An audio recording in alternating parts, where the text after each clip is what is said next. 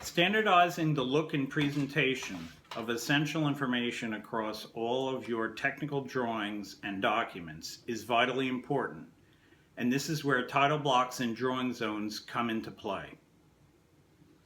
Typically, you will use title blocks and drawing zones on larger, graphically dominated documents such as mechanical, electrical, or architectural designs. This isn't always the case, and you may find you want all of your written and drawn materials to use the same standardized methods, including such things as forms, procedures, and other more textually heavy items. So what are title blocks, drawing zones, why are they important, and why should we standardize them? Title blocks convey the most basic information about what a document is, what it's called, what its number is, what revision it is, when it was made, who made it, among many other things. Without this most critical of information, how can the user be sure they are using the right document? Drawing zones allow the user to quickly identify any section of what they are looking at, and perhaps more importantly, convey the section they are referring to others. It is very important to standardize the look and use of documents of all types. When more than one person can create the same type of material, it is easy for multiple styles to spread throughout the organization. Anyone that contributes to these items should know the rules.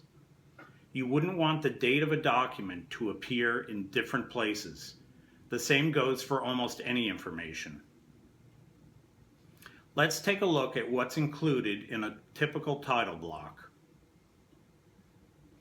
In the majority of cases, the most important information in the title block is the title itself. After all, people will be reading the document and want to know what it's all about. After that, the number is probably next most important. Though some organizations do not use document numbers, this is not a system I recommend. Numbers become critical when storing materials electronically and help with retrieval, and I highly recommend using them. If you wish to be able to recall information rapidly, it is a good idea to keep them organized numerically, regardless of their title. Next in line of importance is the date of initial creation.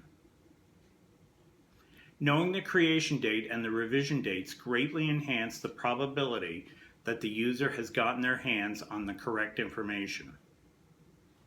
The title block should also include the revision number or letter. The current revision gets a prominent place in the title block, typically as close after the document number as possible. So what organizations and what individuals created, revised, approved, or checked the document? The name of the organization generating the items are typically near the title and number and should include contact information. Unless there are specific reasons not to include the title, number, revision date, or the organizations and individuals involved with the creation, these items should always be included. Of the thousands of documents I have created or checked, I can recall only 2 instances where one of these items was deliberately left out, and then this was only to satisfy the special needs of the customer that required anonymity and another that required a date to be eliminated. If a document is to be used in-house, it should always include these items. Always consider that a future user of your materials may be different from those who created it. Any information about the origins of the document will be helpful to them. In fact, it is possible that you may be the future user many years down the road and have no recollection of when the document was created or why it was created. With the title, number, revision, date, and originators securely included, let's look at some additional information you might want to include.